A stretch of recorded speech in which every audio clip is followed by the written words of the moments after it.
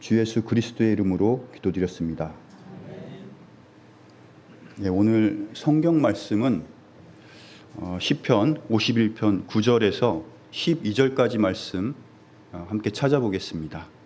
말씀이 짧으니까 제가 읽어드리도록 하겠습니다. 시편 51편 9절에서 11절입니다.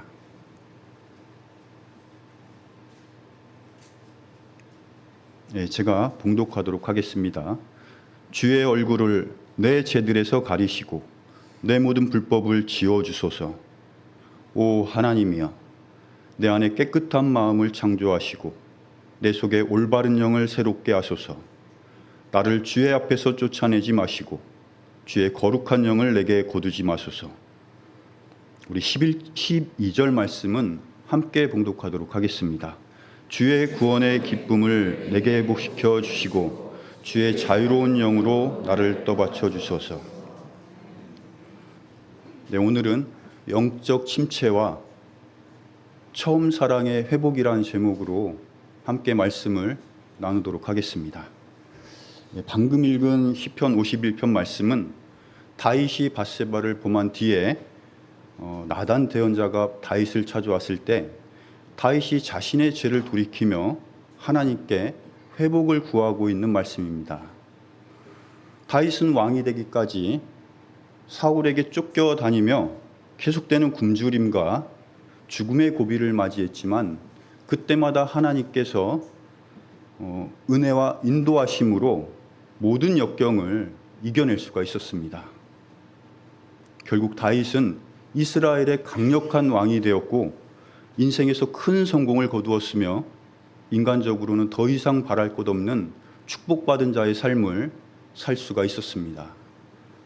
그런 다윗이 하나님의 은혜를 망각한 채 밧세바를 범하고 밧세바의 남편 우리아를 죽게 함으로 범죄 가운데 있을 때 하나님과의 관계가 깨어지고 모든 삶의 즐거움을 잃게 되었습니다.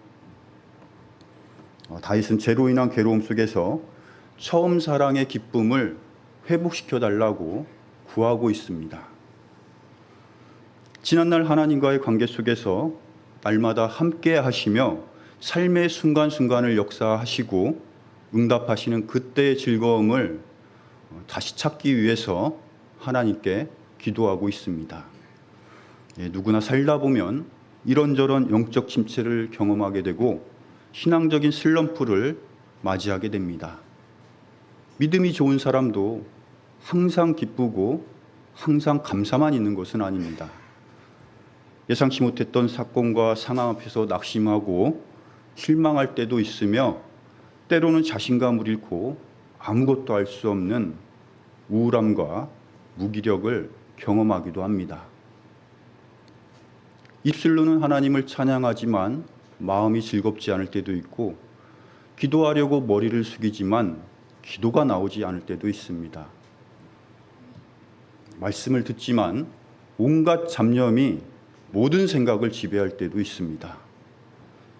모세도 불평하는 백성들을 바라보면서 지도력의 한계를 느끼고 영적 침체에 빠졌습니다. 엘리야도 바알과 아세라 대언자 850명과의 대결에서 승리를 한 뒤에 이세벨이 자신을 죽이겠다는 말에 영적 침체에 빠졌습니다. 욥과 예레미야도 극심한 고난 앞에서 자기가 태어난 날을 저주하고 한탄합니다. 그런 영적 침체는 다양하게 있습니다. 다윗과 같이 삶 속에서 범한 죄들로 인해 하나님과 멀어질 때 생기는 영적 침체도 있고 욥과 같이 삶의 고난 앞에서 드러나는 그런 영적 침체도 있습니다. 또한 개인적으로 타고난 기질적인 문제와 몸과 마음의 건강 그리고 믿음을 방해하는 여러 주변 환경들로 인해서 영적 침체에 빠지게 됩니다. 기타 많은 세상적인 상황과 사건들이 그리스도인들을 영적 침체로 이끌어갑니다. 마틴 로이드 존스 목사는 그러한 영적 침체의 최종적인 원인을 불신앙이라고 이야기합니다.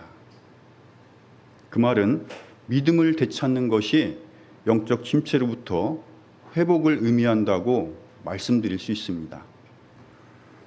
우리가 경험하는 영적 침체의 가장 큰 이유 중에 하나는 죄들로 인함입니다. 우리가 처음 함께 읽었던 시편 51편에서 다윗이 그러했듯이 그리스도인의 범죄는 언제나 신앙적인 위기를 가져옵니다. 그리스도인의 범죄는 마음의 고통을 일으키고 정상적인 영적 생명 활동을 방해하며 감사와 기쁨을 빼앗아 갑니다. 사람들이 죄를 짓는 이유는 그 안에 기쁨이 있을 거라는 착각을 하기 때문입니다. 하지만 죄가 주는 기쁨은 거짓되고 허무하며 그 끝에는 언제나 깊은 공허함만 있습니다. 그럼에도 마귀는 죄 속에 큰 기쁨이 있는 것처럼 우리를 속여서 죄를 쫓아가게 만들고 있습니다. 마음속에 간직한 죄들과 습관적인 죄의 문제들, 그리고 죄를 포기하지 않는 마음이 영적 침체를 불러오고 그러한 죄들의 문제를 해결해야만 영적 침체로부터 벗어날 수도 있습니다. 우리 성경 말씀 요한 1서 1장 9절 말씀 찾아보겠습니다. 성경 말씀 요한 1서 1장 9절 말씀 함께 찾아보도록 하겠습니다.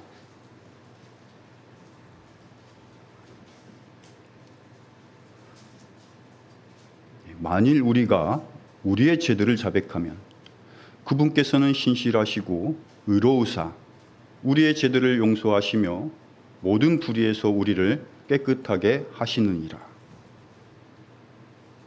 죄들의 문제로부터 자유로워지고 싶다면 이 말씀을 기억하고 실천해야 합니다. 말씀에서 자백은 구원을 위한 자백이 아니라 구원받은 이후 범하는 죄들에 대한 자백을 말하고 있습니다. 하나님과의 관계는 죄들에 대한 자백이 있을 때 지속될 수 있고 죄들에 대한 자백이 없다면 하나님과의 원만한 관계를 이룰 수가 없습니다. 우리가 죄들에 대해서 조금 더 깊게 생각해 본다면 하지 말아야 하는 것을 하는 것도 죄이지만 반드시 해야 되는 일을 하지 않는 것도 죄라고 할 수 있습니다. 우리가 지난 한 주를 돌이켜 생각해 볼 때 아침 일찍 일어나서 출근을 하고 회사에서 열심히 하루 종일 일을 한 뒤에 퇴근을 해서 피곤함에 그냥 잠이 들었다고 생각해 보십시오. 직장인으로서는 참 평범하고 보람된 하루라고 할 수 있지만 그리스도인으로서는 죄를 지은 하루라고 말씀드릴 수 있습니다. 그리스도인이 세상 사람들과 같이 말씀과 기도와 그리스도에 대한 증거가 빠진다면 그것은 죄를 지은 하루를 살았다고 말할 수 있습니다. 하나님의 영광과 기쁨과 삶의 목적을 이루지 못했기 때문에 그것은 죄를 지은 하루입니다.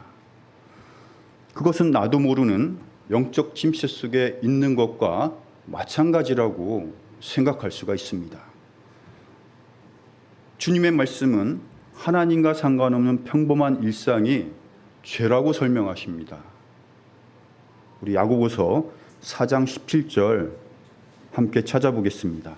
야고보서 4장 17절입니다.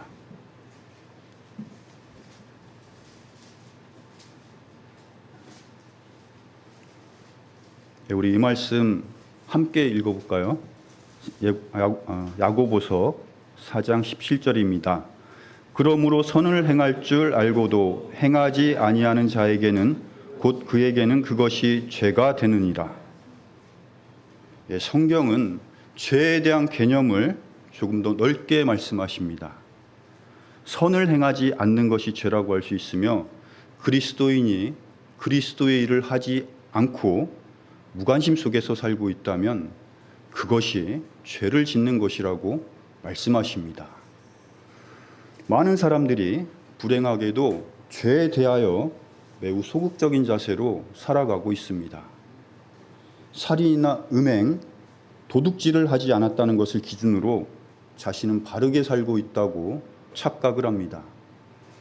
그러나 성경은 더 넓은 의미의 죄를 설명하고 있습니다. 선을 행할 줄 알고도 행하지 아니하는 것, 적극적인 선이 없는 삶, 그것도 죄라고 말씀하십니다. 우리가 특별히 주의해야 하는 것은 반복된 범죄입니다. 반복되는 범죄 속에서 영적 불치병이 찾아오기 때문입니다. 반복된 범죄는 점점 마음을 무디게 하고 죄를 죄로 인식하지 못하게 만듭니다. 항생제를 많이 사용하게 되면 세균이 내성을 갖게 되고 더 강력한 항생제에도 저항할 수 있는 세균이 만들어지는데 그것을 슈퍼박테리아라고 합니다. 슈퍼박테리아가 항생제에 내성을 갖게 되는 것처럼 사람도 반복된 죄에 내성을 갖게 됩니다.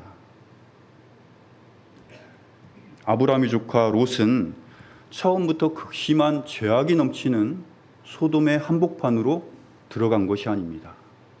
롯은 그저 소돔을 동경하며 소돔을 향해 장막을 쳤을 뿐입니다. 그리고 조금씩 옮겨가면서 결국 소돔의 한복판까지 들어갔던 것입니다. 그것이 타락의 과정입니다. 죄를 동경할 때 자기도 모르게 조금씩 반복하며 죄가 시작되고 있다는 것을 알아야 합니다. 우리가 처음부터 큰 죄를 짓는 것이 아닙니다. 반복된 죄 속에서 죄에 대한 두려움이 무뎌지고 결국 큰 죄 앞에서도 떨림을 잃게 됩니다.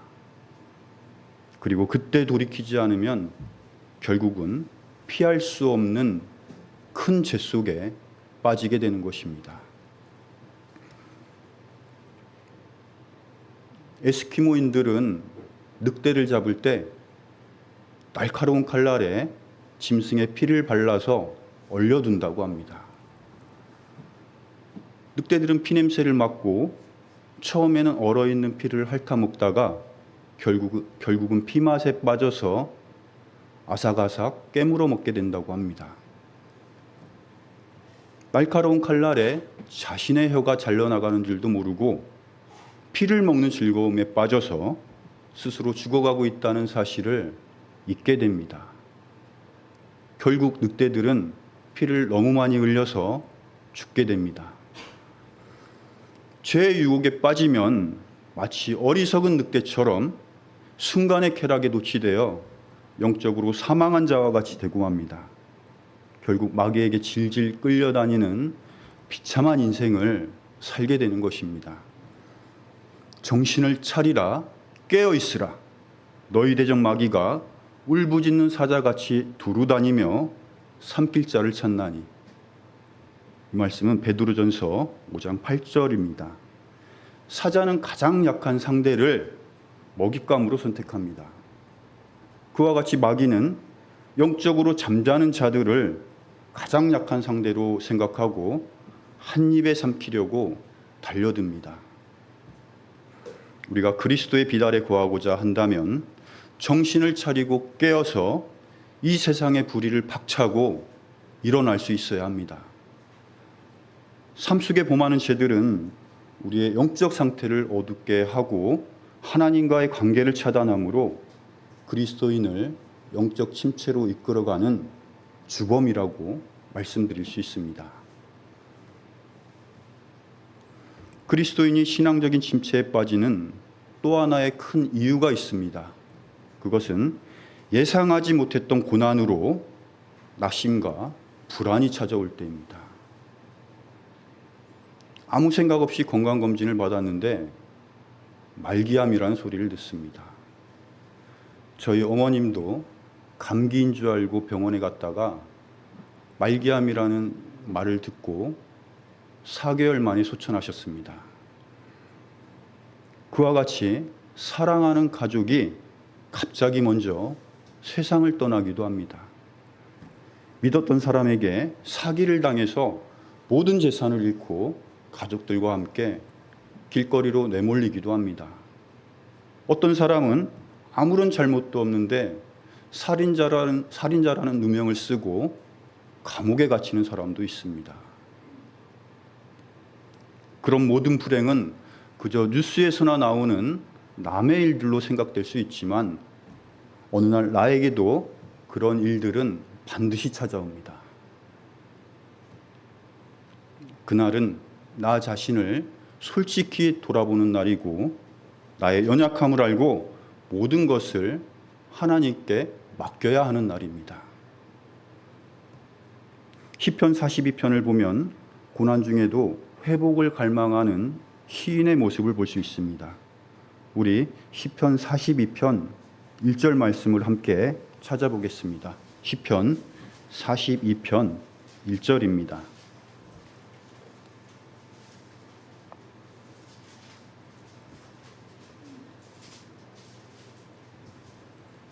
시편 42편 1절입니다. 오 하나님이여 사슴이 물 시내를 찾기에 갈급함같이 내 혼이 주를 찾기에 갈급하나이다. 말씀을 통해 낙심과 불안 속에서도 하나님을 갈급하게 찾고 있는 시인의 모습을 그려볼 수가 있습니다. 시편 42편에 등장하는 시인이 다윗이라고 말하는 사람도 있고 다윗이 아니라고 말하는 사람들도 있습니다. 시인이 누구이든지 분명한 것은 고난과 역경 중에 있으며 그로 인한 낙심과 불안 속에서도 주님으로 인하여 회복을 갈망하고 있다는 것입니다. 시편 42편 5절 말씀도 함께 보겠습니다. 시편 42편 5절 말씀은 우리 함께 읽어보겠습니다. 내 혼아 어찌하여 내가 낙심하느냐 어찌하여 내가 내 속에서 불안해하느냐 너는 하나님께 소망을 두라 그분의 얼굴의 도우심으로 인하여 내가 여전히 그분을 찬양하리로다. 5절에서 시인은 어찌하여 내가 낙심하느냐 어찌하여 내가 내 속에서 불안해하느냐 라는 말로 자신의 상태를 돌아보고 있습니다. 그리고 이어서 그에 대한 해답을 스스로 제시하고 있습니다. 너는 하나님께 소망을 두라. 하나님께 소망을 두라. 그분의 얼굴의 도우심으로 인하여 내가 여전히 그분을 찬양하리로다. 이 말씀은 매우 중요한 말씀이라서 11절에서 다시 한번 동일하게 반복하고 있습니다. 육신은 세상 일로 인하여 낙심이 되고 불안하지만 시인은 영적 침체에 머무르지 않고 영적 침체를 박차고 일어나 하나님께 찬양을 드리고 있습니다. 이처럼 성경 속 믿음의 사람들도 때로는 육신에 걸려 탄식을 합니다. 모든 그리스도인에게는 영적 슬럼프가 반드시 있지만 끝까지 믿음을 붙잡고 회복하는 사람은 성장이라는 큰 은혜의 선물을 받게 됩니다. 대나무는 성장과 멈춤을 반복합니다. 대나무의 마디는 대나무가 잠시 성장을 멈출 때 생긴다고 합니다. 만약 대나무에 마디가 없다면 대나무는 작은 바람에도 쉽게 꺾이고 부러지게 될 것입니다. 우리 인생도 늘 성장만 할 수는 없습니다. 때로는 침륜에 빠져서 허우적거리지만 하나님께 소망을 둠으로 다시금 회복될 수 있다면 더 큰 성장의 기회가 주어집니다. 그것은 대나무의 마디와 같이 나를 보다 견고하게 만들고 다시금 성장할 수 있는 발판과도 같은 역할을 하기 때문입니다. 그리스도인의 고난은 겪어보면 결과적으로 손해가 아니라는 것을 알 수가 있습니다. 주님께 맡겨진 나의 모든 일들은 결국 나에게 가장 유익한 길로 다가옵니다. 시편 119편 71절을 제가 읽어보겠습니다. 고난당한 것이 내게 유익하오니 이로써 내가 주의 법규들을 배우게 되었나이다. 주님은 고난이 내게 유익하다고 말씀하십니다. 고난이 유익하다는 이 말씀에 확신을 가지시길 바랍니다. 고난의 결과가 때로는 내 뜻과 전혀 다를 수도 있지만 그것이 나에게 허락된 최고의 유익이라는 사실을 믿는 믿음이 참된 그리스도인으로서의 올바른 자세라고 말씀드릴 수 있습니다. 영적 침체를 불러오는 가장 특징적인 두 가지 이유를 죄들과 고난이라고 이야기를 했습니다. 그렇다면 영적 침체의 대표적인 증상 두 가지도 한번 살펴보도록 하겠습니다. 영적 침체의 공통된 모습 속에는 하나님을 향한 원망과 감사를 잃어버린다는 특징이 있습니다. 모세도 감사를 잃고 불평불만 속에 있는 백성들로 인해서 영적 침체에 빠져 하나님께 기도합니다. 성경 민수기 11장 11절에서 15절까지 말씀 함께 찾아보겠습니다. 민수기 11장 11절에서 15절까지 말씀입니다.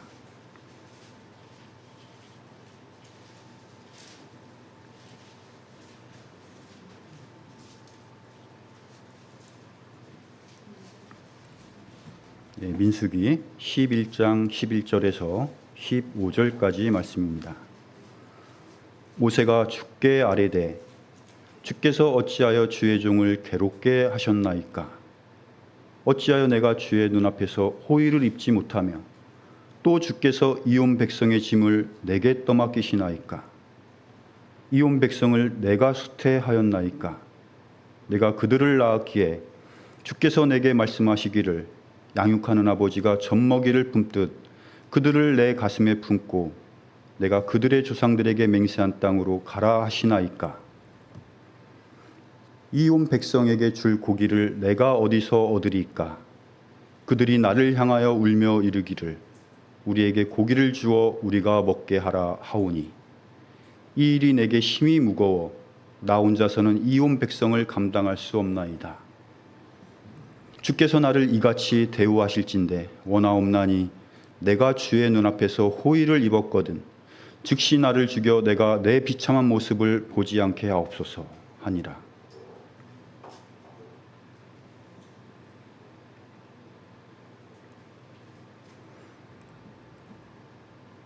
이 말씀 재밌죠?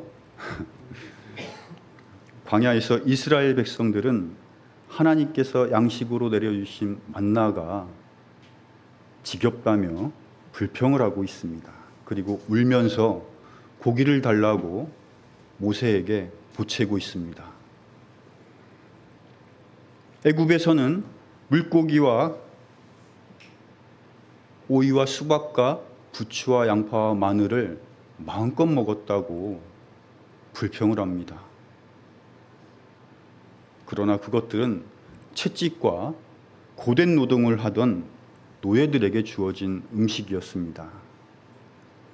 그들은 애굽의 좋은 것들만 기억하고 비참하고 소망 없던 일들은 기억하지 않았습니다. 그에 대하여 죽여달라고 말하는 모세의 반응도 참 약해 보입니다.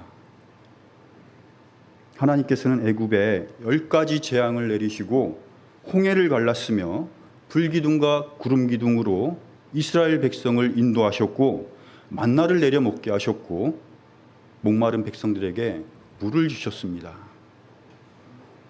그 모든 일 중에 모세는 간구했을 뿐이며 스스로 감당해야 될 일은 하나도 없었습니다. 필요한 모든 것을 채워주신 분은 하나님이십니다. 그럼에도 모세는 침륜에 빠져 온 백성을 감당할 자신이 없다며 죽여달라고 말을 하고 있습니다. 불평하는 이스라엘 백성과 모세의 영적 침체는 이 시대 우리의 모습과 매우 흡사합니다.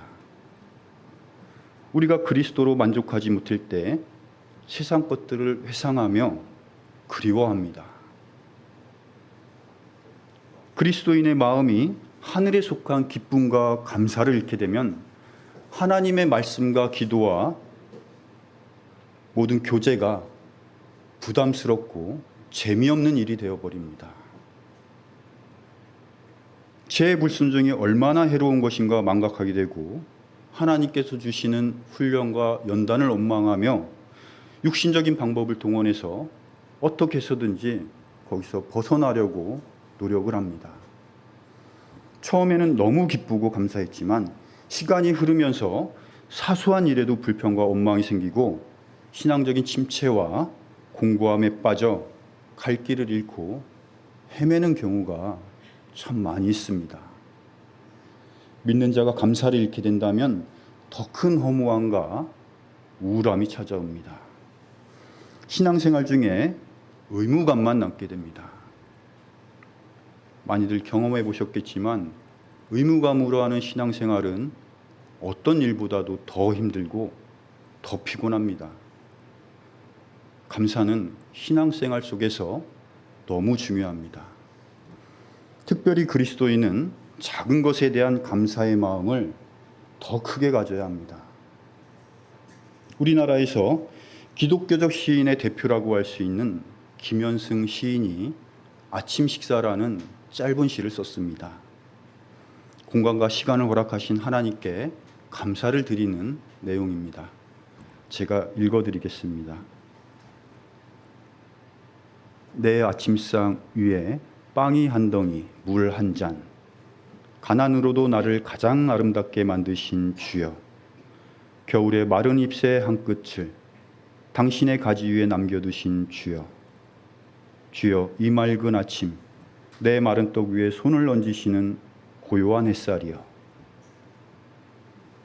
빵 한 조각과 물 한 잔을 앞에 놓은 가난한 아침 식사지만 햇살이 이 빵 조각을 비추는 것을 보면서 하루를 주신 것과 아침 식사를 주신 것에 대한 감사를 하고 있습니다.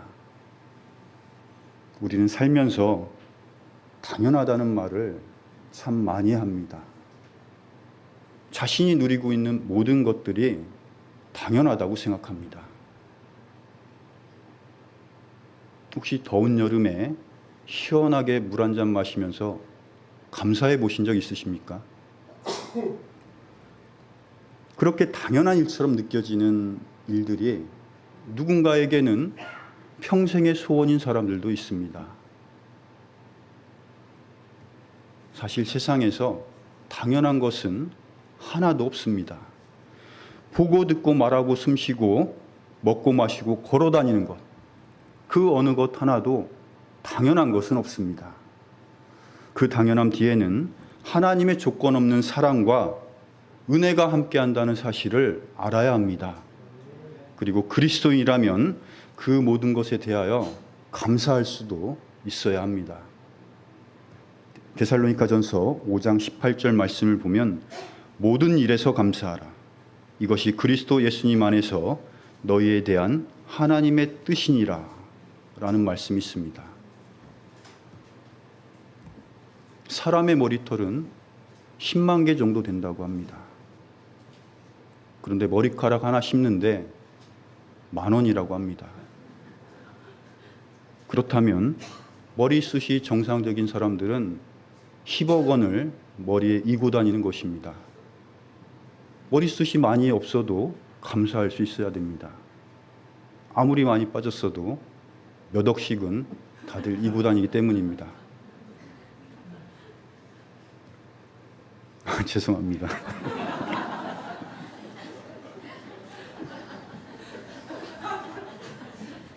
우리가 크고 작은 모든 일에서 감사의 마음을 잃었다면 영적 침체에 빠졌다는 증거입니다.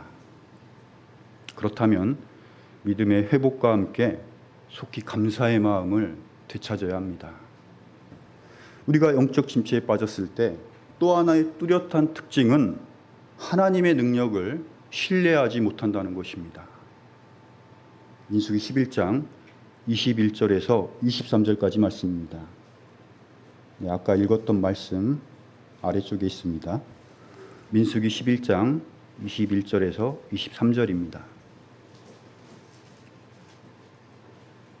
모세가 이르되 나와 함께 있는 이 백성은 걷는 남자만 60만 명이온데 주께서 말씀하시기를 내가 그들에게 고기를 주어 그들이 한 달 내내 먹게 하리라 하셨사오니 그들을 위해 양떼와 소떼를 잡은들 그들에게 족하오며 그들을 위해 바다의 모든 물고기를 한데 모은들 그들에게 족하오리까 하매 주께서 모세에게 이르시되 주의 손이 짧아졌느냐 내가 이제 내 말이 내게 이루어지는지 그렇지 아니한지 보리라 하시니라.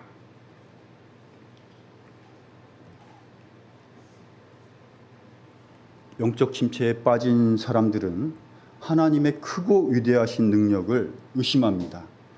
하나님의 능력을 가장 크게 체험한 모세조차도 하나님을 신뢰하지 못하고 있습니다.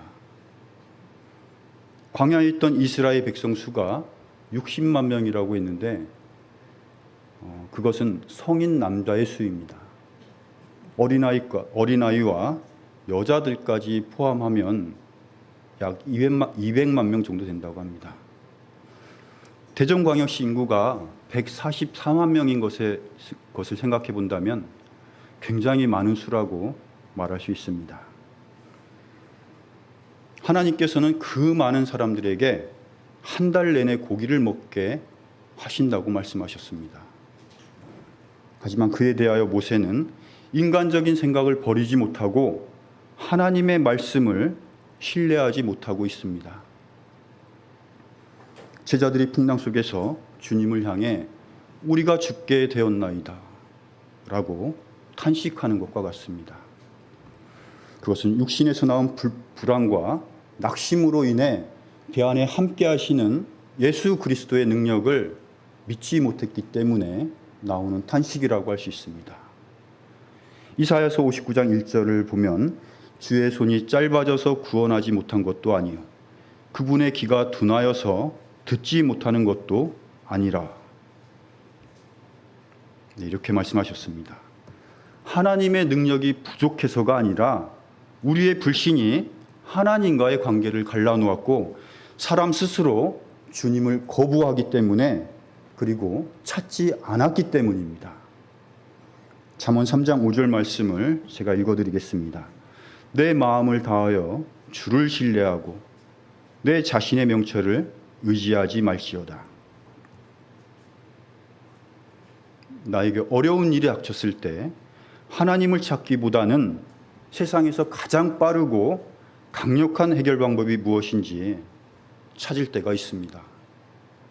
하지만 하나님께서는 마음을 다하여 주를 신뢰하고 자신을 의지하지 말라고 경고하고 있습니다. 사람이 인생의 벼랑 끝에 섰을 때 어떤 인생은 그것이 절망과 죽음의 벼랑 끝이 될 수 있지만 주님에 대한 바른 믿음을 가진 사람들은 그 자리가 새로운 비상의 출발점이 될 수도 있습니다. 사람의 이성과 이치로는 더 이상 갈 길이 없고 떨어져 죽을 것만 같은 벼랑 끝이지만 우리가 주님을 의지하고 신뢰할 때 주님의 말씀은 우리 인생에서 완벽한 날개가 되어주십니다. 그래서 우리는 어려움이 클수록 주님만을 의지하고 더 신뢰하는 마음을 가져야 합니다. 나에게 화평을 주신 분도 하나님이시고 나에게 역경을 주신 분도 하나님이십니다. 그 모든 것이 나에게 유익을 주시기 위한 하나님의 은혜이기에 우리가 고난을 받을수록 더욱더 하나님을 의지하고 마음을 다하여 신뢰할 수 있어야 합니다. 우리가 영적 침체라는 어둠 속에 빠져 있다면 우리 안에 함께 하시는 주님의 빛으로 잃었던 길을 다시 찾아야 합니다. 처음 예수 그리스도의 사랑을 알았을 때 그때 가졌던 감동의 마음을 회상해 보는 것은 가장 효과적인 회복의 길입니다. 예수 그리스도께서 나를 대신하여 죽어주심으로 내가 새로운 생명을 얻었다면 나를 살게 하신 예수 그리스도에 대한 감사의 마음이 평생 내 마음 속에서 지워지지 않을 것입니다.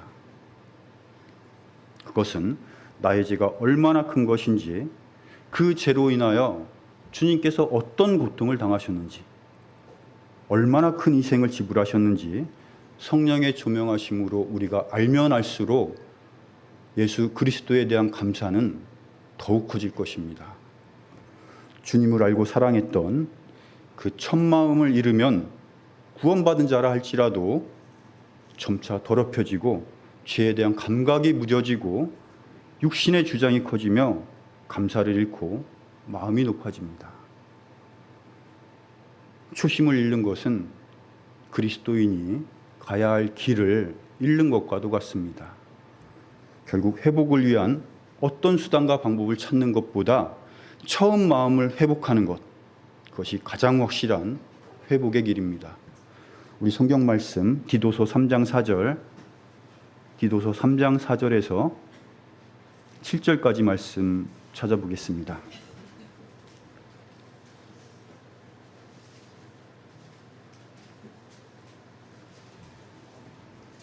디도서 3장 4절에서 7절까지 말씀입니다.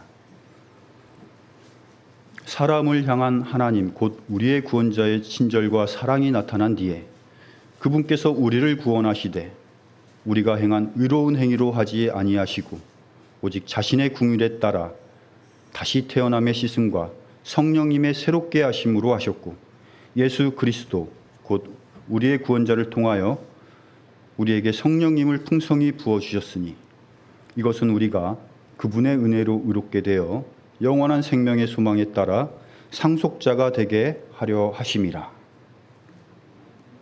우리가 늘 기억하며 돌이켜봐야 할 예수 그리스도에 대한 첫 마음, 처음 사랑입니다. 오직 은혜로 말미암아 영원한 생명의 소망에 따라 상속자가 된 사실을 알고 성령님과 동행하던 삶을 시작했던 그때의 순수한 감동과 그 마음을 회복하는 것이 바로 영적 회복의 길이라고 할 수 있습니다. 첫사랑은 누구나 특별한 경험이고 가장 아름다운 순간입니다. 제가 제 자매를 처음 사귈 때 저희 자매는 매일 약속 시간을 30분 이상 지각을 했습니다.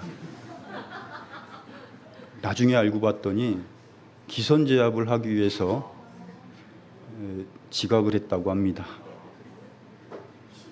그것으로 제가 제압되지는 않았지만 아무튼 아주 나쁩니다. 그래도 그때는 밉지가 않았습니다. 그것이, 그 기다림이 우리의 사귐에 아무런 문제가 되지 않았습니다. 제가 제 자매를 사랑했기 때문입니다. 그러나 그 첫사랑의 즐거움은 시간과 함께 서서히 무뎌지기 시작했고 나를 위한 자매의 많은 헌신들이 언제부터인가 그저 당연한 일로 느껴지기 시작했습니다. 나를 위해 차려주는 따뜻한 밥상이 처음에는 너무 고마웠는데 시간이 지남에 따라서 그저 당연한 일로 여겨지게 되었습니다. 언제나 제 옆에서 손발이 되어주는 커다란 헌신도 역시 당연하다고 생각했습니다. 호의가 계속되면 권리인 줄 안다 라는 영화 대사도 있죠. 사랑에도 내성이 생겨서 웬만한 사랑에는 설렘도 없고 헌신에 대한 고마움도 잃었습니다. 저는 아프다는 이유로 생계와 관련된 일을 제외하고는 아무 일도 하지 않았습니다. 저희 자매는 저를 도와서 일도 하고 집안일도 혼자 다 했으며 운전도 늘 저희 자매가 합니다. 하루는 함께 차를 타고 가다가 자매가 대로변에 차를 세우더니 물건을 사온다며 차에서 내려서 사람들 사이로 뛰어가는 것을 보았습니다. 그때 처음으로 저희 자매의 뒷모습을 유심히 바라보았습니다. 근데 이상하게 눈물이 나더라고요. 그 뒷모습이 너무 예쁘지 않았습니다.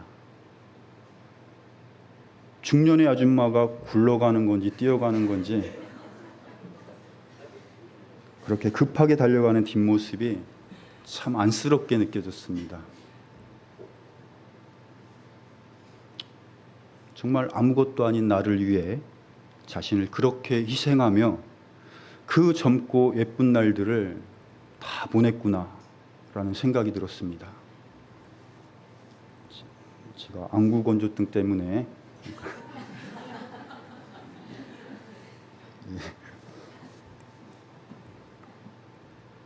그때 저는 자매의 사랑과 헌신을 받을 만한 자격이 없다는 사실을 깨닫게 되었습니다. 그리고 스스로 자격 없음의 자리로 돌아갔을 때 당연하다고 착각했던 모든 일들이 다시금 고마움과 사랑의 마음으로 변할 수 있었습니다. 처음 사랑이 설렘을 주는 것은 자신이 자격 없음의 자리에 있었기 때문입니다. 시간이 지난 후에 자격이 있다고 생각하는 것은 착각입니다. 그래서 첫사랑의 감동을 잃었다면 자격 없음의 자리로 속히 돌아가는 것이 필요합니다. 남편의 변화를 원하시는 자매님이 계시면 뒷모습을 자주 보여주시기 바랍니다. 효과가 있을 것입니다. 영적 회복도 마찬가지입니다. 애초에 우리는 자격이 없었기 때문에 주님의 사랑을 처음 알았을 때 진한 감동을 받을 수가 있었습니다. 은혜라는 말은 자격 없는 자에게 거저 주시는 하나님의 사랑을 말합니다. 사랑을 받을 만한 어떠한 자격도 없는 나를 위하여 주님께서 나를 찾아오셨고 십자가 고난을 당하시고 피를 흘려 죽어주시고 땅에 묻히시고 다시 일어나셔서 나를 향해 의롭다고 선언하셨습니다. 우리가 그 사실을 믿고 구원을 받았지만 우리에게 자격이 있어서 구원받은 것도 아니고 없던 자격이 생겨서 구원을 받은 것도 아닙니다. 우리가 구원을 받은 것은 내가 자격이 있어서 받은 것이 아니라 오직 예수 그리스도의 자격으로 받은 것입니다. 우리는 여전히 자격 없음의 자리에서 오직 은혜로 받은 구원에 대하여 감사함을 잃지 말고 살아야 합니다. 우리가 이런저런 일들로 영적 침체에 빠져서 주님을 향한 감동이 시들해졌다면 속히 자격 없음의 자리로 돌아가서 예수 그리스도 안에서 선한 행위를 하도록 창조된 인간 본연의 모습을 되찾는 것, 그것이 영적 회복이라고 말씀드릴 수 있습니다. 신앙의 회복은 참 중요합니다. 그렇지만 쉽지가 않습니다.